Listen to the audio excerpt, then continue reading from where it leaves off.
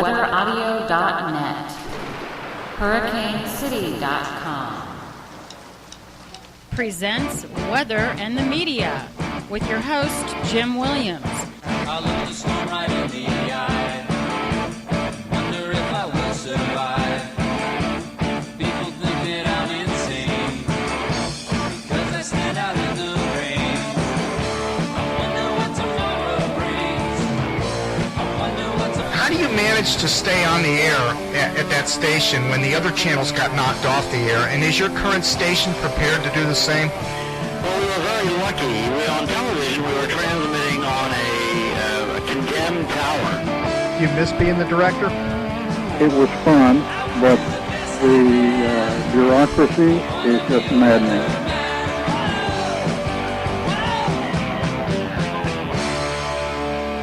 Welcome to the wonderful world of high technology. All right, good evening, everybody, and welcome to another edition of the Weather and the Media Show. I'm your host, Jim Williams. Tonight, our special guest is going to be Chris Kridler, and she has two books that we're going to talk about tonight. Here's a picture of Jim. This was from when we visited Rick Knapp's house, the new director of the National Hurricane Center. Actually, this was Chris Lancey's house, and Rick Knapp was there. And at Chris Lancey's house, Jim was sitting on the couch, and I snapped a picture of him there with my iPhone. But I wanted to mention Jim Leonard tonight because, and I confirmed this with Jim and got approval from Jim to mention this tonight, that he is, for those of you that may have seen Jim on these shows or maybe on the internet doing videos and whatnot, you might notice that he hasn't been quite himself lately.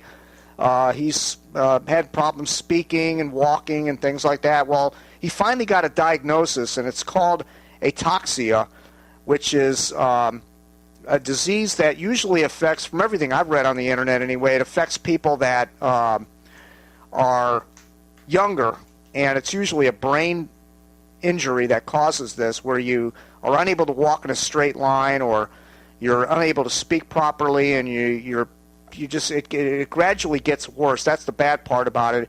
And Jim's been having trouble walking and talking, and so there really is no cure for this, unfortunately, but what he's doing is he's going to start doing some therapy, exercising, and hopefully that'll keep it in check and it won't get any worse. But Jim's still going to try to chase in the Midwest. He's still into the hurricanes. He's still going to do all the storm chasing stuff. But just wanted to mention tonight Jim's condition, and people send out their thoughts for Jim and thoughts and prayers, and hopefully he'll recover from this, or at least it won't get any worse. And Jim's handling it pretty well, though. He's still moving forward, to his storm chasing stuff. So, Jim, if you're watching tonight, I don't know if he is or not. He's not really into the live shows on the internet, but we're thinking about you and hope things get better and you get that therapy going and get yourself back to normal and get out in the Midwest. I know he's planning on trying to get out there in May, so we'll see what happens. All right, this is Bonzo. This is our Hurricane Hunter aircraft dog. And he unfortunately passed away about a month or so ago. And we had this dog. You may have seen him come in the studio here during the shows, wandering around, tripping over wires, knocking microphones out of my ear and whatnot. But he struggled there at the end. He was an old dog, though. He lived to be like 13, I think 13 or 14 years old. But he did fly into Hurricane Sandy. And but now he's retired permanently, and he'll be sorely missed. But just want to pass along that Bonzo passed away about a month ago at age of 13 and 14. We're still not sure about that age, but what a great dog he was. My wife picked him up when he was a puppy, brought him home, did the old sitting it on the lap, and come on, Pop, let's see if Jim will. The Poppy will let us keep you here in the house. And I was like, we already have a dog, I don't want another one, and blah, blah, blah. So I said, yeah, let's go ahead and keep Bonzo. And so we had Bonzo in Pompano, actually, where I started Hurricane City. And he's seen a lot of our animals pass on in the meantime, but he lasted a long time, but he'll be sorely missed. I did send an email to Bill O'Reilly because he was slamming Al Gore about the fact that he sold Current TV to Al Jazeera Network. And so anyway, I sent the email to him, and I want you to watch this. It's pretty cool. He actually played my email right out of the gates. The very first one when he does his talking points, and he went right to my email. So here it is. First email, Jim Williams, Delray Beach, Florida. O'Reilly, the right-wing media, including you, been taking shots at Al Gore since his global warming movie, An Inconvenient Truth. He was right about warming. Well, if you watch The Factor, Jim, you know I'm an agnostic on global warming. I'm bullish on a clean planet. So I didn't run Al Gore down on that. But the Al Jazeera deal is wrong in every way. All right, so that was Bill O'Reilly. That was my one moment of fame on Fox News Network, and I was really amazed that he responded to that. But he did actually chop my question down, my comments down quite a bit, because I said that he wasn't giving Al Gore enough credit for creating awareness about global warming in the movie Inconvenient Truth, and you don't give him enough credit for that, and he kind of left that out of the end about how he created a lot of awareness on it. The email really wasn't about Al Jazeera and him selling current TV. It was more about him slamming Al Gore at every opportunity simply because he brought awareness to global warming, and so I thought I'd send an email. I just about had enough of him slamming Al Gore all the time. And Chris, good evening. Thank you for joining me tonight. Not watching, Hi, Jim. actually it's great joining to see me. you. Even if I'm looking at the back of your head. Yeah, I got to turn around now. Okay, we have you on camera. You don't have to. So everybody's looking at you now. All right. Well, first of all, where are you calling in from tonight? I live in Rockledge, Florida, which is Florida's Space Coast. People know it as being near Cape Canaveral, where all the space shuttles launched, and we still have rocket launches. Okay, very good. So you're about, 3 hours north of where I live here in Delray Beach? Yeah, maybe a little less, and about an hour east of Orlando. All right, now, Chris, I met you. When was Jim's party up there in Boynton Beach? You came down for that. That was, a year ago, maybe? Yeah, about a year. About a year ago. Was it in March? I believe February, so. March. And, Jim did call me. When I talked to him earlier tonight, he said he's going to have another party over there around the same time, so hopefully you can come down, and I could see you again when you come down, and maybe some of the people that are watching tonight, maybe they can come up to Jim's place. I think he's planning on the end of March getting together again, so we'll do that. Yeah, it's always great to see the other chasers. And you were talking about Jim. Jim is one of the very first storm chasers I met when I started in 1997. And he is just so great and so revered by so many chasers. He's always so generous with what he knows, and he's always so fun to chase with. So, yeah, you and I talked about that. Does better. We talked about that the other night. How the guy sacrifices his whole life is just storm chasing. I've never seen anybody like that. But you said you have met people out there like that pretty much don't really have a regular job, or if they do, it's not real serious job. They don't have any career ambitions, but they're really out there just to chase the storms. They really love nature that much. Yeah, there are people who rearrange their schedule for their whole year so they can spend 2 months chasing storms, which is awesome, but it's really hard to do with a regular job, that's for sure. All right, now, what was interesting at this party, and I hope I don't say anything wrong here, but when I met you, you were kind of quiet. You don't really say a whole lot at the parties, And I know you were a chaser, but I hadn't seen any of your work. I didn't know what you did or anything. I just knew you by name, and like a lot of the guys there, I know. I'm pointing at this other screen because I'm ready to show a picture of the chaser party. But heck, I might want to go ahead and throw that up so I can lead into your video that I was going to show people here. And here's the chaser party. Now, this was up in Boynton, and you have Jack Bevan over here sitting on this chair, and there's Jim laying on the ground and And then we have Michael Locke over here on the couch, and there was Mark Sudduth sitting on the couch. He came down. Very rarely see Mark Sudduth at the chaser parties. And there's Derek Sibley off to the right, and there's a bunch of people sitting in the back. Can't get into everybody that's in the picture there, but you're kind of sitting behind the camera here. I'm shooting the picture, and you're right behind me. Yeah, I'm looking at it now. Yep, so we were all sitting there watching these videos, and I always mention at these chaser parties, it seems like a lot of different people slapping videos in the DVD player, and there's all these conversations going on, and you're kind of half watching the television screen, and you're half involved in another conversation. And I noticed when you put your video in, you were kind of like, okay, everybody, watch my video because this is good stuff. And so I started focusing on the TV, and I saw your video that you made. Actually, it's called Chasing Reality.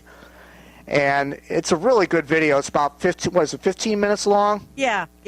And you put that video in there, and I was like, wow, I'm just looking at the TV, and I'm thinking, this is better than, and this is no offense to any of the other guys' videos, but when I saw that, I was like, man, this is really good stuff. And then it was edited. It's like a little documentary. It's a mini documentary. So we see a lot of great raw footage usually at chaser parties. So this was not raw. And that's why I wanted people to listen, because it's people talking about what storm chasing is really like. And people say some pretty funny stuff, so I wanted people to hear that. All right. Well, let's go ahead and play this video, because this I was sitting there watching this, and I was still kind of listening to some conversations. But then when I saw the windmill twirling in the wind, I thought, no, this is really Class A stuff here. So here it is, folks. Let me play about 2 minutes of this video just to give you a taste of what Chris put together in this video. Here it is.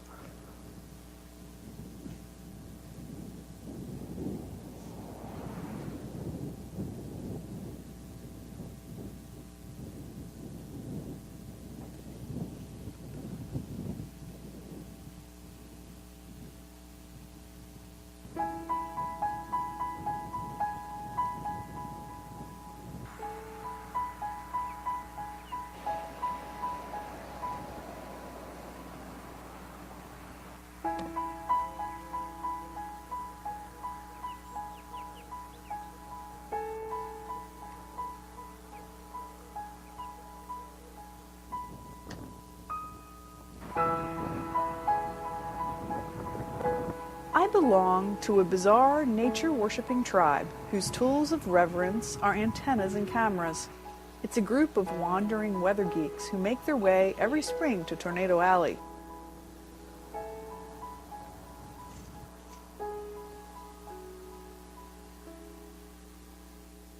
I've seen a lot in 15 years. Amazing tornadoes, beautiful sunsets, and more often than not, nothing at all. Chasing storms isn't extreme for most of us, but it can be extreme in its reality or its desperation. The best place to chase is the plains, in the big wide open spaces where you can watch nature at its worst, form amazing cloud structures, and there's nothing blocking you between the storm, and there's a good road network. You can get to it, there's no problems. Sometimes we get, I guess you could say, a little bit desperate, and there's nothing happening in where we want it to happen, where it doesn't affect anyone and starts to affect population or high density areas. Places like Arkansas or Mississippi, it's a dangerous area to chase in because the road structure's not there and you can't see what's going on. Okay, well, that was just a taste of the opening of your video. That's really good stuff, and I really captured me when that video started playing. That's cool. It's also on YouTube if you want to see it in HD at any point.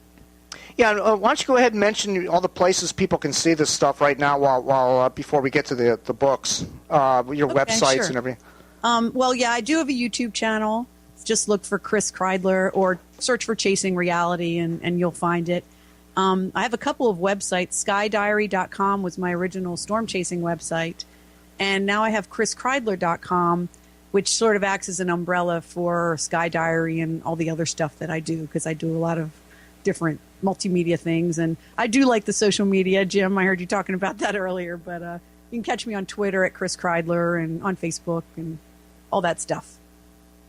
Well, hopefully you're better at it than I am with the social networking stuff, because it just drives me crazy. I feel like all I had was a website to maintain. I have all this other stuff to maintain, so I guess you're used to that too. You got to have your fingers everywhere on the internet to promote what you're doing, you know?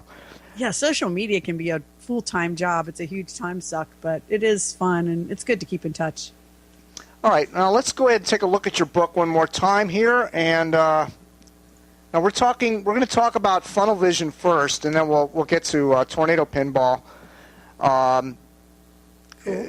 Toward the end of the show, you can kind of tell us what that book is all about. But here's your book. Now you designed this cover of this book, correct?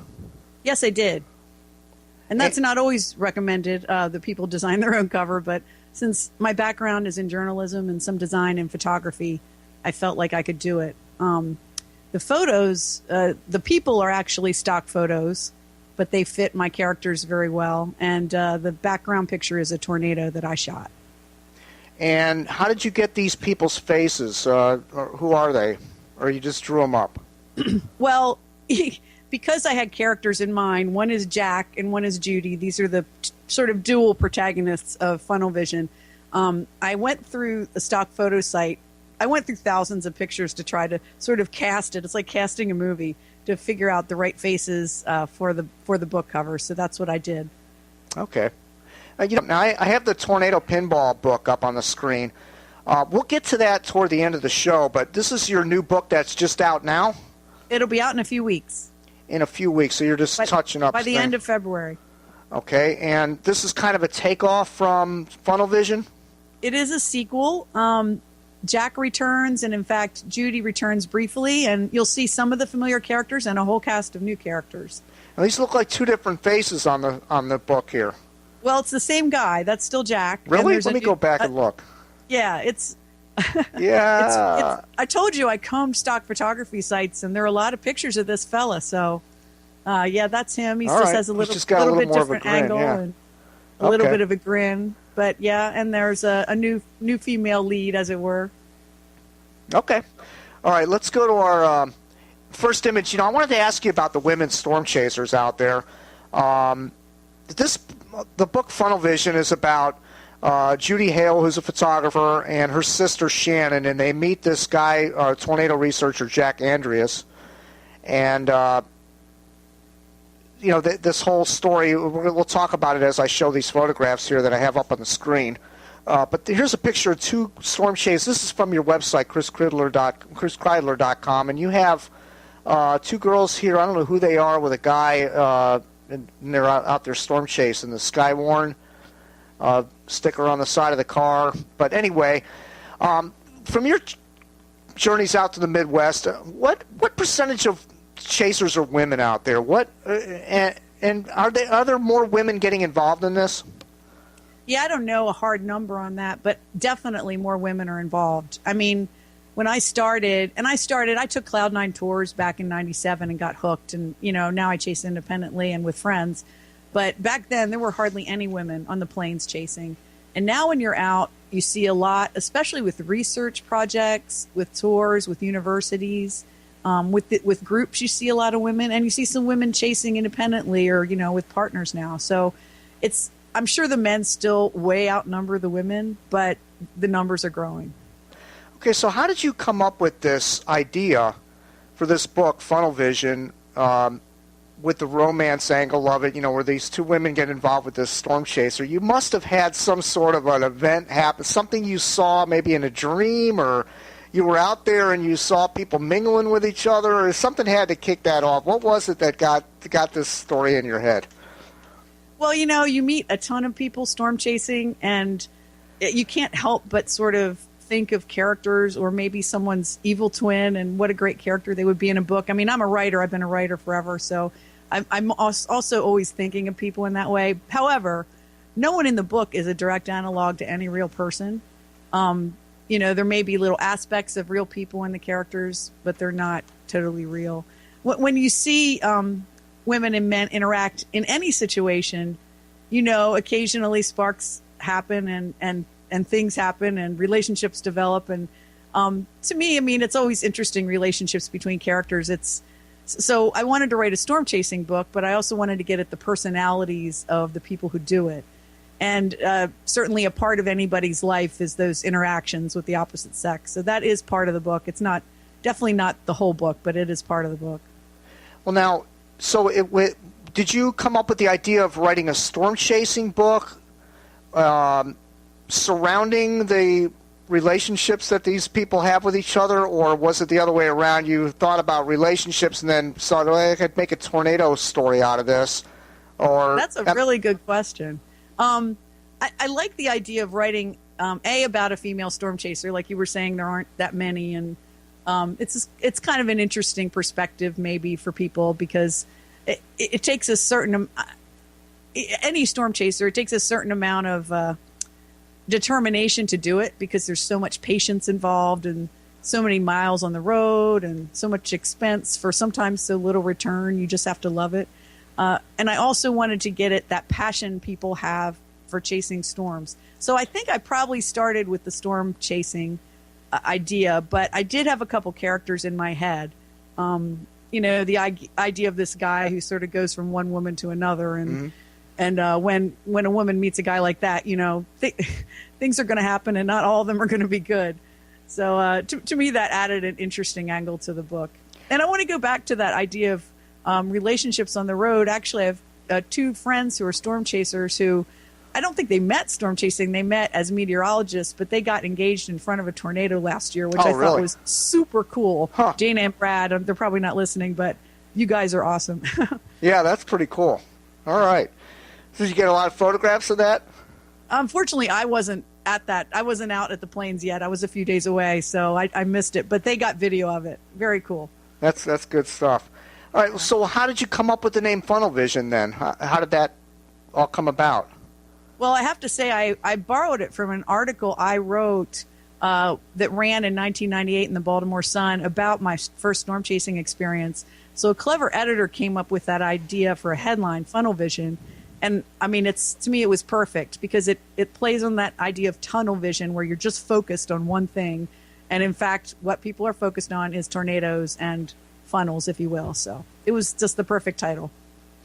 All right, so let's kind of go through the book a little bit. I don't want to give away the end of the book because it's really dramatic, and I don't, all I can recommend to people is to buy this book, and if the next one is as good as this last one, you should buy both of them and kind of read one and then go right into the other one. But thanks. I like the way you describe all these characters that meet out there, and I mean, even in the bar scene, there's like this one scene where Jack goes into a bar, and you're describing a woman sitting there with a cigarette in her hand, and you're describing even the like details on her face. And I mean, it's like this is really detailed stuff. I like it because you're really painting a picture of all the characters really carefully, and that's important because you like to visualize everything. I really think of it. It's almost like a movie that plays in my head. So I think kind of cinematically. So when I describe things, I want people to really be able to visualize. Yeah, and the way I read this book, and I've read a lot of weather books. I have tons of them here behind me on the shelf. A lot of them mostly hurricane books, but I have read a few tornado books. And I like this because it's a story along with some technical stuff that people can learn about storm chasing. It's not just about romance. There's a lot of stuff to learn in there, too, like terminology that even I haven't heard of. And you get a kind of you give a good picture of what's going on when they're chasing out there and how the cars follow each other and how they get lost on roads and have accidents and all that kind of stuff. But the way you lead through the book has this guy Jack, who's a tornado researcher, meeting Judy Hale, who's a photographer. And in the beginning, he likes her and they start to hit it off. And it was funny because when you get to the part where they're leaning against the car and there's a really bad supercell going on and there's a lot of lightning and rain, and then they jump into the car, and and while I was reading this, I was in line to vote for the president of the United States. God. And I'm in line with all these people of all different races and ethnicity and the whole nine, ages, all different age categories, and there's this woman behind me with a baby, and I'm reading the part where Jack and Judy are. Not too many details, Jim. Not too many. Yeah, well, I like it. I mean, it was pretty hot. Like they jump in the car because it's raining too hard, and one thing leads to another. They got their hands all over each other, and I'm reading this standing in line, and I feel like I almost have to cover the pages because it's starting to get pretty saucy. But then, right at the moment where they're kissing each other, and they too got much detail, Jim. Too much. Then I hear this: a baby crying behind me, wailing, and it just took the whole like romantic thought out of my head of this book. But I mean, that's what babies are for. They're a perfect birth control, really. Yeah, right. Well. I haven't crossed that road. I never No, will. I haven't but either. I don't have kids, and kids are awesome, but yeah, I'm just joking. Not really good for storm chasers either. They got you pinned down pretty good. Yeah. But I was going to lead to something with this question. The way I read this book was I'm a contractor by trade, so I don't have time to sit and read a book solid from beginning to end unless it's a rainy day and I get a few rainy days in a row. But I was reading this on the job site. There's tar blobs all on the inside of the book. I was in several different trucks, and in between breaks I'm reading it.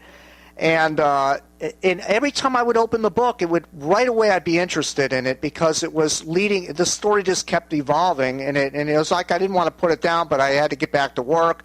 But the point is, when I pick up the book again, I could just go right where I left off, and it was really interesting. Some books, you put them down and you start reading them, it's like, oh, do I really have to start thumbing through this again? And I mean, you feel like you have to read it, or because you bought the book, or you feel obligated to the book. But in your book, I could put it down, pick it up, and then right away the story was interesting. And I also found it interesting in this book. Normally when you read a book, I know you have your main characters, and you had a lot of other characters in this book, like the professor and other storm chasers, that I just kind of lost interest in those people because I was so focused on Judy, Jack, and Shannon, in the whole book, that it the other characters kind of lost me a little bit, but that's good because it was showing that I kept on reading, wanting to get to the storyline that just kept building throughout the book. But I wish I could tell the end of the story because unless you read it, you really I just don't want to ruin it for anybody. But you do have one scene in there in the book where there's an accident, and I'm not going to say how it ends, but we recently lost some storm chasers to accidents chasing tornadoes, and it can be dangerous when you get a high rate of speed. Sometimes you can have somebody drunk on the other lane, or it can run into you, or a lot of different things can happen. And I'm so glad that you mentioned that in the book because that's a big story in chasing is safety while driving. Oh, it's huge. And I mean, it seems like when we lose a storm chaser, and everybody's going to think about Andy Gabrielson, which was just a tragic accident. Right. It's not during a chase. It's all just part of the driving. And we all put thousands of miles on the road. I mean, last year I put maybe like in 2.5 weeks, like 9,000 miles on the road. And in a month I've put, 14,000 miles on the road chasing. And inevitably there are going to be some safety risks just associated with being on the road. And these days, of course, the big debate is about how many chasers are out there and how many amateurs are out there too, and just what kind of hazards that poses. All right, we have Chris Kridler from the book Funnel Vision and Tornado Pinball. We're discussing her books tonight, and you can email me at any time, jim@hurricanecity.com, with any comments or questions during the show. Just drop me an email. We do not have the phones open tonight due to technical issues, so we're just taking emails tonight. We'll be with you Chris will probably be with us for another half an hour, 45 minutes. If you have any questions, back to the pictures here. I got these two girls, these Canadian storm chasers on here. Yeah, I'm not sure which picture you're looking at. Well, I took a snapshot from your video. You had a video of girls being interviewed, and there's two Canadian girls, I believe they're storm chasers. Yeah, they're young meteorologists and storm chasers. Right. Mm-hmm. And so I would imagine that's the largest percentage of female storm chasers are the ones that are going through college and are learning about all the aspects of tornadoes. Correct? Or what percentage would you say are women of storm chasers that are out there? Oh, boy. I don't know if I'm qualified to answer that question. Maybe 20%? That's just a guess. A wild-ass guess, if I could say that. All right. Are you good friends with any of them, or are you? Yeah, and some people I'm sort of friends with by remote because, of course, we live in all different parts of the country. But that's the beauty of, like you're talking about the social networks, you stay in touch with a lot of the different chasers. Right. One of my good friends who chases storms lives here locally. She hasn't chased in the plains for a couple years, but it's always nice to have somebody else to talk to about storms because it's kind of a geek out thing, and not everybody is into it, of course, as I am. So when you know how that is. When you go chasing, you go by yourself? I usually drive out to the plains by myself, and then I'll meet up with different friends. There's some people I've chased with a lot over the years, Dave Lewison and Scott McPartland, Bill Hark, and some of those Canadian folks like Mark Robinson. And, we'll meet and then we'll part and we'll meet again. But it's nice to always have friends to meet up with out there. So where's your favorite place to chase? Where do you like to go the most? I love the Texas Panhandle because, the visibility is great and the towns are so far apart. I've really grown to love Kansas, too, just because, again, the vistas are so beautiful. I just love the sky out there. It's just beautiful country. But, I love chasing pretty much everywhere except the hills and the trees, and all the chasers know what that's like. Yeah, right. Yep. Can't see anything. You're boxed in. You can't get to where the tornado is, and I've heard all about that. Now, I'm not really a storm chaser myself. People like to label me as one. I've never been to the Midwest, so I can't relate to anything you're talking about, really. But I've heard a lot of stories. I watch a lot of the chasers on the internet. I watch them out driving around, and but I'm mainly a hurricane guy. So you don't chase hurricanes, do you? I'm really interested in hurricanes, and obviously they come to me here just like they come to you. So that's interesting. But to me, the storm chasing is a lot about the visuals. To me, it's a really visual experience, and I'm a photographer, so that's why I love the supercells. I just love seeing these gorgeous storms out over the plains. And really, if I get a storm with fantastic structure, I'm pretty much just as happy as if I saw a tornado, or more happy. Yeah, and it seems a little more safe. Like when you're in a hurricane, you're boxed. You're like boxed in, and you really can't get away from anything. If something suddenly pops up, the whole sky is gray. You can't see what's coming at you. It's kind of scary. Right. So it's a whole different thing, tornado chasing versus hurricane chasing. But, you mentioned Mark Robinson just a little while ago. Mark Robinson. You have a character in the book named Robinson. And I was wondering if Mark Robinson, when you read your book, how did he react to the name Robinson being in there? Did he think anything of it? Because, I hate to kind of break the end of the book, but he plays a big factor at the end of the book with Judy. He's an important character. He's an important character, and I assured Mark that Robinson was not him. Really, Mark's a great chaser, and he's a character all of himself. And if you watch the Chasing reality film, you'll see him talk about all his car troubles, which are pretty hysterical to the rest of us, but painful to him. And if I really based a character on Mark, the car would have to be a huge factor. Yeah. So it's not him, but it's fun to use that name. I got a couple emails here. This is from Bill asking you. Given Chris's background in journalism, how does she feel about today's media and the overhyping of weather events? That's a great question.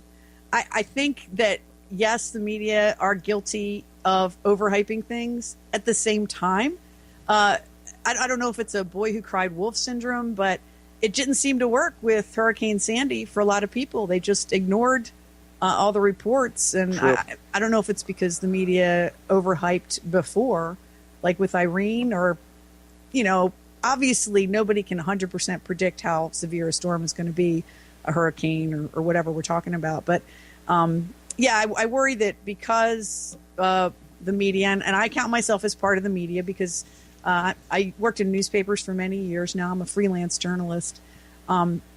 Because we do, sound the warning, and some outlets get very sensational, I worry that people get kind of inured to it and think that it's going to be no big deal. And that can really hurt people's safety in the long run. Yeah, just recently, Bill and I were talking about this. Bill Phillips helps me with Hurricane City, does some video editing and whatnot, and he watches all the tornado outbreaks, and he was like, the Weather Channel was hyping this last outbreak so much. And I know there was some wind damage, there were some cars flipped over, there was some damage to houses, but how do you put that in perspective to a Joplin, Missouri situation? But yet if you watch the Weather Channel, they both were hyped equally, and then you don't even know what to think anymore. Like, you're watching the Weather Channel, and it's, okay, is this really, really life-threatening? I mean, I know it's life-threatening, but is it worthy of the NBC Nightly News mentioning it and, hyping it all up? Or is it just, another cold front with some bad weather associated with it? I think you can say that. I mean, there's no such thing as too many warnings, but if you get really hysterical about every system, not everybody's going to take it seriously. You had a previous guest who talked about consistency in forecasts and warnings, like with the Torcons on the Weather Channel. That's different from what the SPC is issuing with the moderate risks and slight risks and high risks. Right. So if we can all get on the same page, that probably would help a lot. Well, now they're naming winter storms too, so. Oh, yeah. I don't know. I think that's really silly, but maybe that's just me. What do you think about that? I think it's crazy. It's just trying to make hurricanes, winter storms into hurricanes. It's trying to create the same awareness, but it's the National Weather Service doesn't use it, and they're not going to use it. So it's just the Weather Channel on their own doing that. And I think it's going to be a short-lived. I think they're going to dump it in a year or two. I don't think they're going to go back to naming stuff. That's just my opinion. I think they're going to dump the idea. Well, yeah, at some point, do you start naming every low-pressure system that moves across the plains during tornado season? Right. By the way, I'm putting pictures up while we're talking here. This is your shot of the lightning in southern Nebraska from May 30th, 2011. Oh, yeah, that was cool. That's a really neat shot. And here is a image that was inspired in one of the storms in your book, Funnel Vision, looks like a developing tornado, or it looks like an actual tornado or a supercell on the ground. It's from such a far distance. I'm not sure if that's a tornado or not. Oh, yeah, the one from 2001. May 29th, 2001. Okay. Yeah, that was a fantastic storm in the Texas Panhandle, the best structure I have ever seen. And it did not produce a tornado, or not a significant tornado, but it had incredible structure, as you can see. And I called it a layer cake or a wedding cake. Gosh, I love seeing that story. Yep, that's a really neat shot. Here's another one. It looks like the mothership moving in. This was an amazing structure and colliding storms from May 29, 2012, looking north towards Piedmont, Oklahoma.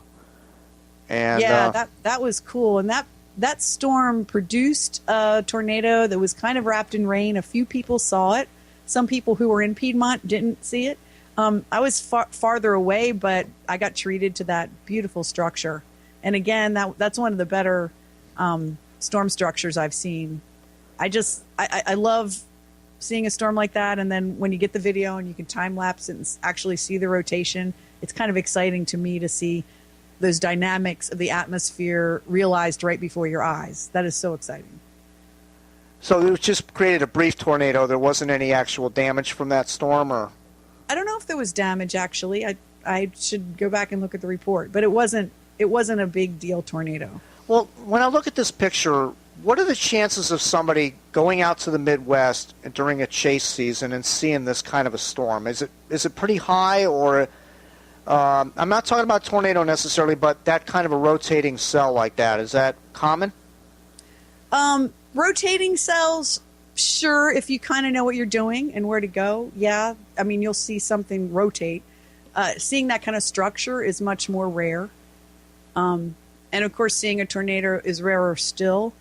A lot has changed in the past 15 years as far as storm chasing is concerned. And really, people with very little knowledge can get a lot closer to the storms now because you can stream radar in your car from most locations. So, God, I mean, I wish I had that back in, 1999, saw tornadoes in spite of not being able to do that.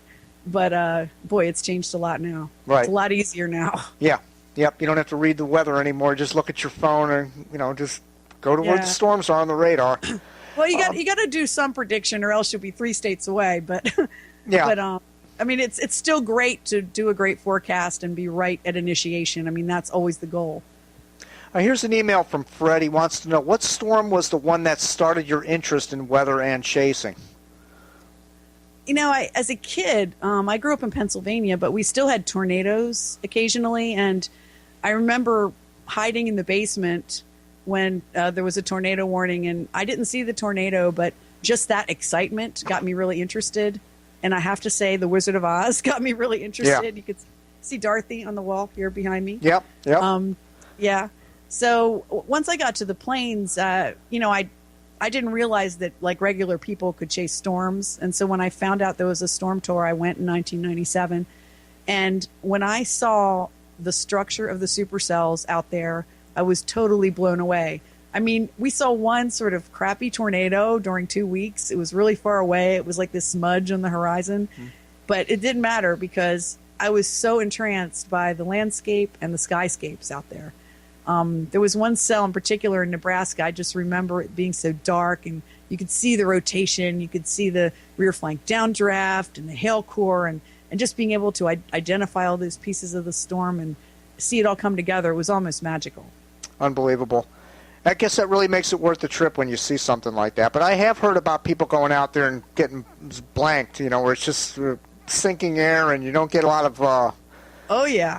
Tornado accident. No, not even any real strong storm. You might see a few strong storms, but no, it's a lot of disappointment, too.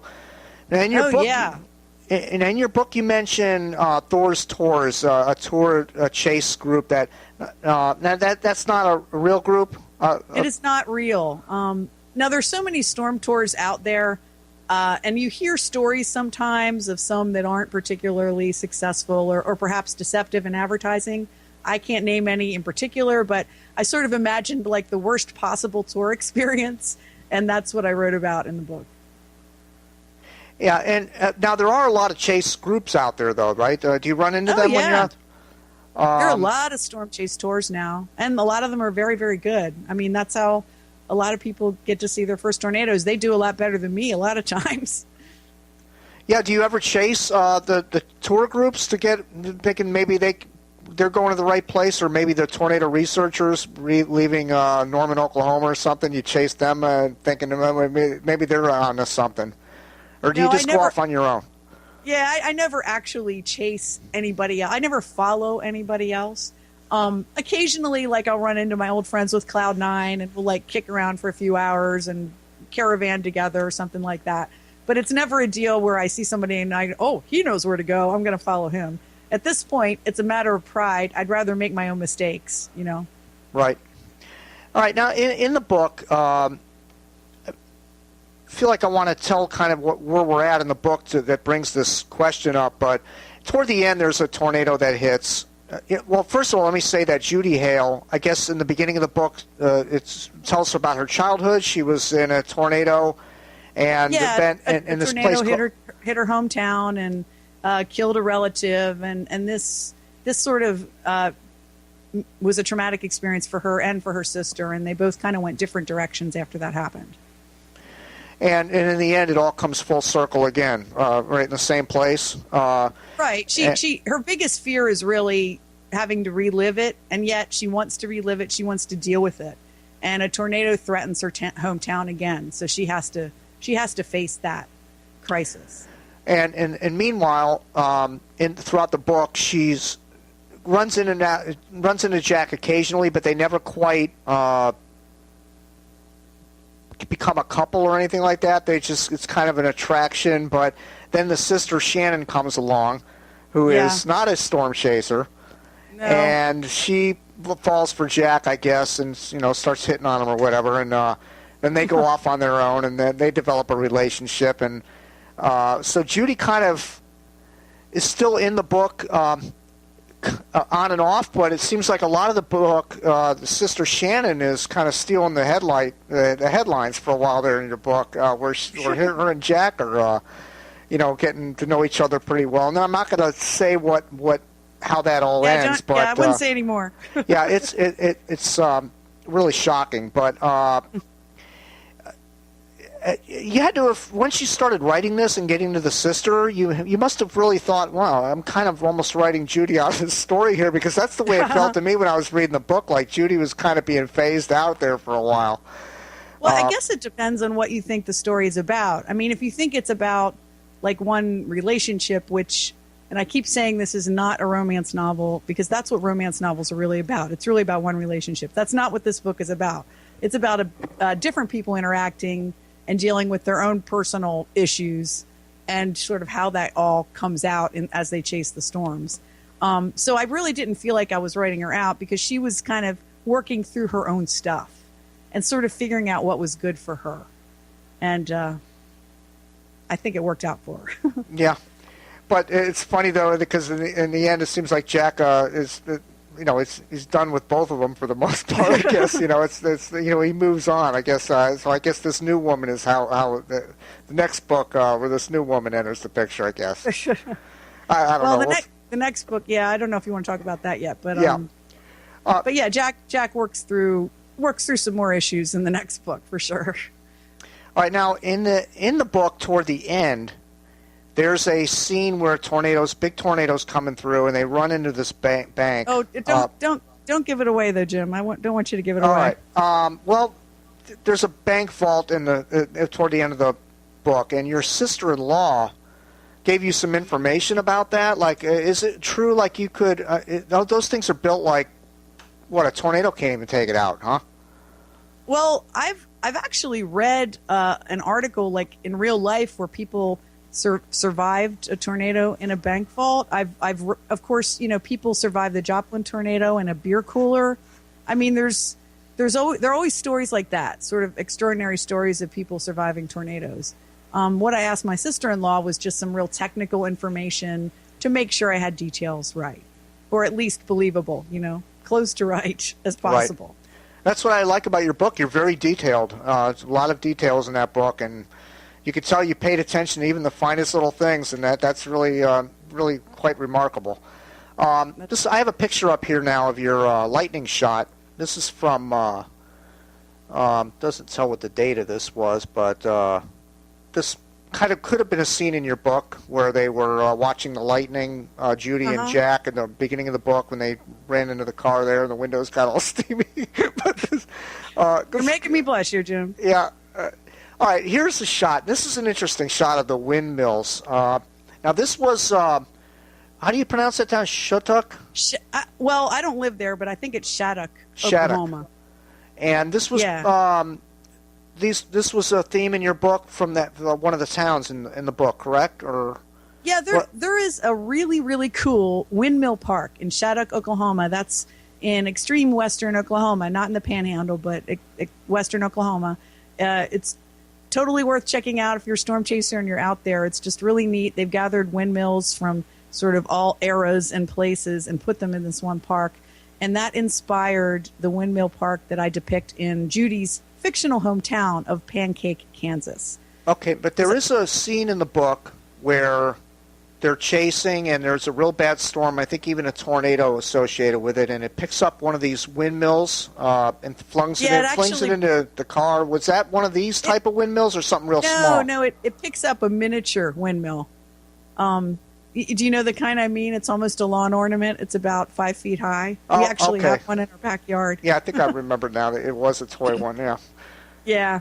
Okay. I mean, it's interesting. Now there's video of tornado knocking out one of those giant wind turbines, and those are all over the plains now. I mean, that's another change in the past decade. I heard they lock up when the winds get like 50, 60 miles an hour. The windmills don't spin anymore because they don't want to sparking and breaking or whatever. Is that true? I don't know. That's a really good question. If I include one of those in the next novel, I'm going to have to find out. Yeah, do some research on that. Yeah, but if a tornado is approaching it, that doesn't necessarily mean the wind is sustained at that level. It's just when the tornado hits it, well, then it's pretty bad. Right. Now, here's a photograph of from Kansas in May of 2001. This is an unbelievable shot. Is that the natural sky that we're looking at, that dark purple like swirl? Yeah, that sort of bluish color. Yeah, it was sort of a blue, almost a turquoise color with the green grass. And that house looks like it's missing a roof. Is that because the tornado just hit it? No, it's, that's one of the other beautiful things about the plains. I mean, maybe I'm weird, but I love those derelict structures you find, which you can imagine it was some little farmhouse in the Dust Bowl era or something like that. But over the years, it's been weathered down and lost its roof, and the trees are all blasted. And so you really get this sense of loneliness when you see a structure like that, and with a beautiful storm behind it. I mean, it's just incredible. And that day I was chasing with Dave Lewison, and there weren't even any severe storms predicted. And we were just trying to get from one state to another, and we saw these distant anvils, and we're like, well, I better check it out. And man, we saw that storm, and I saw that house, and it was like screech the brakes. Oh, my God. We're That's stopping like a here. painting. It doesn't even look real. I know. It's one of my very favorite pictures. Wow. That's amazing. In fact, that one was one of the pictures on the cover of the atmospheric science textbook. So I thought that was pretty cool. All right, now I have a picture of from let's see. This was dust intensified as the storm moved south, but there's no year on this one. This I might have pulled from your website. That's the one you pulled from. Actually, it was this year. It was in Texas, and that's another cool thing when you get these big gust outs. The storms putting down these huge outflows, and there was big hail in that one, so that was fun. Got to seek some shelter and hear the hail banging on the roof. What's the worst storm you've ever seen, Chris? Like, I'm talking about all weather aspects. Like, what's the worst thing you've ever seen? Been in, where you were there? Yeah. Well, the most dramatic had to be May 12th, 2004, the Attica, Kansas storm. Scott McPartland's video got really famous from that day, but we were all together. It was Scott, Dave, Pete Ventry, and me, and we just happened to be just east of that tornado, that one tornado when it destroyed a house. And I mean, that was horrible to see it destroy a house, and it was a very intense situation to be in. But yeah, that was definitely the worst storm or worst damage that I've seen. I have yet to see the legendary F5. So. Well, then that gets me to my next image. I'm going to show the audience here, and that's a shot of damage from these tornadoes. It's one thing. It's kind of glamorous to go chase them, and then I'm sure you just said you ran into that where you go in after the tornado and you see all this destruction, and I imagine you can't help but thinking, there's could be dead people in there, and you just like it just takes the wind out of you. Like it looks so innocent, like from a distance you hardly hear anything, and then you get there and it's just carnage. Yeah, I know. I mean, it's nothing you ever want to see as a storm chaser. And I mean, certainly if you came across something like that, then it's always good to help. Sometimes it's good to just get out of the way and let the emergency managers do their thing. It depends on the situation. I mean, I've been fortunate that I haven't really run into a major disaster while I've been on the road. But that's a thing that we all probably have to deal with at some point. Well, what do you think about? It's kind of shifting gears a little bit, but on the same subject. For example, Reed Timmer. He's been all over the Weather Channel and the Discovery Channel and all that. I'm sure you've probably seen his stuff. And he's the most famous storm chaser, absolutely. Yeah, and there was one scene where he goes and helps people that are hurt and pulls a guy out from underneath a car or something. And I'm wondering, what do you think about the fame of the storm chase community, the guys that are jockeying for position? Do you think some guys go into these areas looking for that kind of footage? Or, I mean, how do you feel about all that? What percentage are there just simply for the glory of the storm, and what are the percentage are there for the fame and the fortune of the video dollars they can get and all that kind of stuff? Yeah, well, that's first, I think running into the disaster itself is just a side effect of being really close to the tornado. I don't think anybody's actually out to get in the middle of the debris and pretend to be a hero. I don't think anybody's doing that. I think people's intentions are pure when they're trying to help other people. No, I wasn't implying Reed was doing that. Yeah, but at the same time, I mean, sure, there's this whole segment of the community now that it seems to be growing where it's all about the glory and being extreme and getting as close as possible. And I saw some of that this past year. There were these guys, and I swear they weren't like what you might call career storm chasers. I think they were just local dudes who thought it was really cool to be chasing a storm. Yeah. And, I was kind of keeping a slightly safe distance from this storm, which had rotation and could produce a tornado. And they pulled up in front of me and they took pictures of themselves in front of it. And then they were like, let's go get into this word I can't say.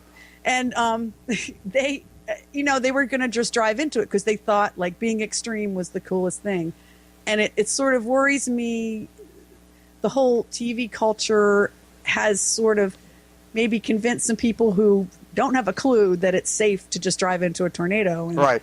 I think now, like, there's just more awareness of that, so chasers are going out of their way to say, please be careful, we know what we're doing. Make sure you know what you're doing. Right. And I think all that's good. But at the same time, you keep seeing these videos come out of these big events where, mom and dad with the cell phone camera are like standing in the middle of the road with the kids in the car when they should be going somewhere to seek shelter. And that's scary. It's true. They're mesmerized by it, and they want to get it on film and put it on YouTube and Weather Channel and everything else. And that's our whole culture, And here's a picture of a house being lifted up in a tornado and flung all over. Now, was this your video, or was this something you added to your collection, or how? If this is the one, I think it is. It's probably the Attica storm. I'm calling up your stream right now just to make sure that's what it is.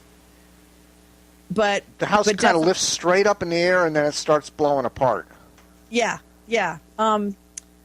Scott and I had very similar video that day, but that's exactly what happened. That tornado, that's it. That's the Attica, Kansas tornado.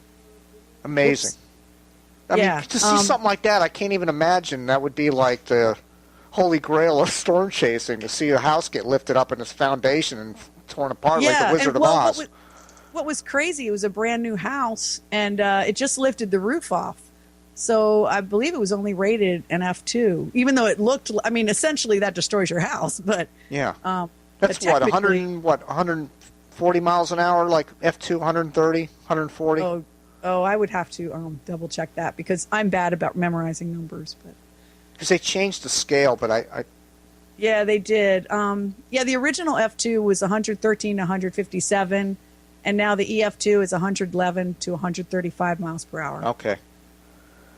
That's amazing, lift that house up like that. But I guess the wind has to hit at a certain spot and just cause that implosion. My father-in-law, he's deceased now, but we used to argue constantly about internal combustion versus wind hitting a structure and blowing it down. Oh, it's all internal combustion. I go, no, it's the wind getting in the house and just destroying everything. But we'd go back and forth over that. But what do you think? Is it all wind that does all this damage or internal combustion? Oh, it's wind. I'm no wind engineer, but the wind, it gets under those eaves or whatever it is. You need to talk to Tim Marshall. He'll give you all the technical aspects of it. But sure, it's definitely wind. All right, Chris, before we talk about your new book, one more question. By the way, there's still some time to send me an email, jim@hurricanecity.com. It's currently 9:05. We have Chris Kridler from Funnel Vision and Tornado Pinball, which we're going to discuss here next. Drop an email if you have any questions or comments before the show ends. Chris, what advice would you give to someone who wants to chase? Definitely learn as much as you can. That could involve actually watching videos is pretty educational. And there's the chasing show on the Weather Channel, Storm Riders. They're pretty good about going into really weather, the geeky details. It's not all drama. Watching that will help. If you can find the old tornado video classics.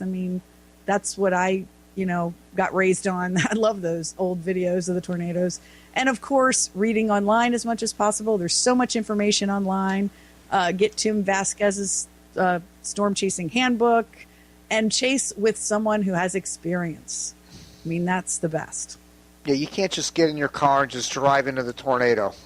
No, and you might see the diagram of what a supercell looks like, but in reality, it may not be that perfect. There's a lot to learn about the atmosphere surrounding the tornado that creates it, and I'd love to hang out with his Harold Bluestein. I've seen some of his videos and Howie, right? Howie Bluestein with his mobile radar. Yeah, I'd like to hear him describe the way he describes what's going on in the atmosphere is pretty amazing. But that would be really fun to hang out with somebody that could explain every little detail of what's going on up there. Yeah, there are a lot of living legends of storm chasing that it would be really fun to chase with.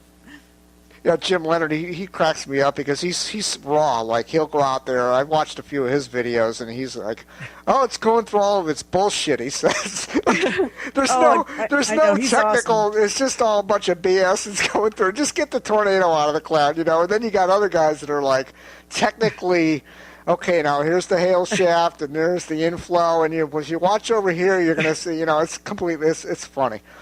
Yeah, I guess different great. Styles out there. All right, now here's your next book, Tornado Pinball. Right? That silly me couldn't remember the name of it in the beginning of the show here tonight. Oh, All right. Now this is the next version after Funnel Vision, and without telling the audience what happened in Funnel Vision, which is a pretty dramatic ending, what happened? Kind of pick up on Tornado Pinball. Where do we leave off, and what kind of give us an idea what this book is about? Yeah, this book focuses more on Jack Andreas and what he's going through personally, and more interestingly, the job that he's taken, because he couldn't find a good forecasting job, so he's decided to be a consultant for a TV show. And this gives me an opportunity to look at that whole media culture that now surrounds storm chasing. The thing about this production company is they want to do the ultimate extreme stunt, which is insert a manned probe into a tornado, which does sound crazy, but that's what they want to do. Wow. So they're going to be going through various machinations to do that. And one of the characters from the first book, you think he screwed up at the end of the first book, but actually he's turned out to be very famous because of what happened. And that's Brad Treat, the tour operator. He's been cast as the star of this show. So you already see problems developing because he's a very reluctant star, and Jack is a reluctant consultant. And their whole job is to get this probe into a tornado. Meanwhile, there's a Hollywood starlet who is, one of the co-stars of this show who Jack has an interest in. There's a British producer named Winda who will do anything to get the probe into the tornado. And then there's a rival adventurer with his own UAV, a drone, and he's trying to shoot a tornado, and keeps crossing paths with this crew. That sounds pretty cool. And getting in their way. So yeah, I think this one is a lot of fun. Now, you don't think that this is going to inspire somebody to actually get inside of a device of some sort and try to get in front of a tornado, do you? You know, Jim, I'm sure there's somebody already working on it. I just would not be surprised. How did you come up with that idea? I mean, I don't know. It was like the logical conclusion. Like, what would be the next thing for I guess. somebody who wanted to be... I mean, people are building tanks, essentially, to drive into a tornado and film it. I mean, why not? There are many reasons why not to take that extra step, but I'm sure someone is going to say, yeah, why not? I guess. It have to be a big rubber ball or something. He's got to land somewhere. Yeah, well, the idea is it's called the bubble, and it works kind of like a Mars probe. When it's picked up, then it blows airbags out all around it so it can bounce to a safe landing. Amazing. So I'm sure the engineers might, take some issue with me on that, but I think it could work. So does Jack get any luckier in this book than in the last one? I mean, as far as like maintaining a relationship, or is this just Jack going on through his thing? Jack is somebody who has trouble dealing with his emotions and expressing his emotions. So he has some growing to do in this book, and whether that's going to work for him or against him remains to be seen if you read the book. Does he recall the past, the two girls, Judy and Shannon, in this book? Yeah, he actually meets Judy briefly. Judy only appears in a couple of chapters in this book, but she has a really neat lightning art project that I don't want to give all the details away, but it's also a part of the plot. Okay. And is it the same thickness, same amount of pages roughly? This was 282 pages, Funnel Vision. Yeah, this one's 300 pages. So. And do you have any pictures in it or anything like that, or is it not at this time? And you decided not to do that because it would be too much work? Well, the reproduction isn't very good in the black and white, and I just decided it'd probably better not to do that again. I had a couple in Funnel Vision, but I think it works better. If you want to see pictures, just go online and see the nice color, high-res pictures. You could put some of your own pictures in the book and claim that's what they're seeing, Exactly. Yeah. But it's both the books are in ebook as well as paperback. So. That was my other question. How did people find all these books? And it's like somebody like Bill. He likes to read it online because he has the disability. It's easier to just get the audio version of it. Oh, sure. Is that available too? They're available as ebooks. So Kindle, Nook, all the other formats are available too. iBookstore, and it's they're each cost $2.99, and I'm probably going to put Funnel Vision on sale again soon. So just kind of keep an eye on my Twitter feed. Yeah, it's a good price, and it's well worth the read. It's a lot of fun reading this book, and I'm looking forward to the next one. I'm going to start reading that. Thanks. But now, what do you have going on as far as your future coming up here? Do you have any plans to go out to the Midwest, business-wise? Do you make a living at this kind of thing, or what do you do all the time? I would say I don't make a living as a storm chaser. I don't think that many storm chasers do. I'm sure the more famous ones do. But I'm a freelance journalist, so I'm still doing journalism. I'm doing photography and video and writing, all kinds of different things. So that's what I do. So anything in particular you want to point out that's coming up beyond Tornado Pinball? Just, I'll see you under the mezzo out in the plains. Yeah. I plan to go to Tornado Alley again this season. Looking forward to it. That sounds good, Chris. Well, I really appreciate you coming on the show tonight. Again, this is being archived for anybody that missed it. It'll have the archive up there in about 24 hours. And wish you the best of luck on this chase season. Who knows? Maybe I'll meet you out there. Jim and Derek want to go out there, and Derek keeps asking me to go, and I don't know. Oh, you've got to come. You'll love it. Yeah, the only thing that kind of stops me is thinking, okay, I'm going to go out there, spend a week or two, and see nothing but cows eating grass and open roads, and not seeing anything good, And timing is everything. Yeah. I mean, make sure you go out when there's actually weather. Well, yeah, but I mean, you got to plan in advance. So I have a business, so I have to kind of shut things down. Okay, this is my target date. I'm going. That's it, And then all of a sudden, there's a cap on the environment, and I'm done, So I'm kind of hesitant to go out there. I really am. That's why I asked you earlier. Like, what are the chances in any given year of somebody go out to the Midwest and see a tornado or a really good supercell thunderstorm, like percentage-wise? Yeah, there's a reason that most of the tour groups have 2-week sessions. I mean, some have 1-week sessions. It's because you maximize your chances of seeing something good. So obviously, the more time you can commit at peak season, the better it's going to be. All right, Chris. Well, thanks again for coming on, and we'll see you maybe at Jim's Chaser Party coming up, or maybe out in the Midwest. But the best of luck to you, and good luck on your books, and hope they do well in your future. Thank you so much. It's been a lot of fun. All right, Chris. Have a good night, and thanks for coming on. Thank you. All right.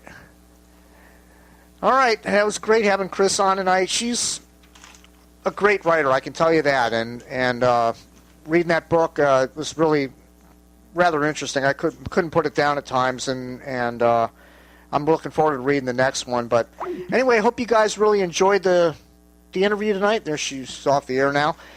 That's it. Good night, everybody, and thanks for watching.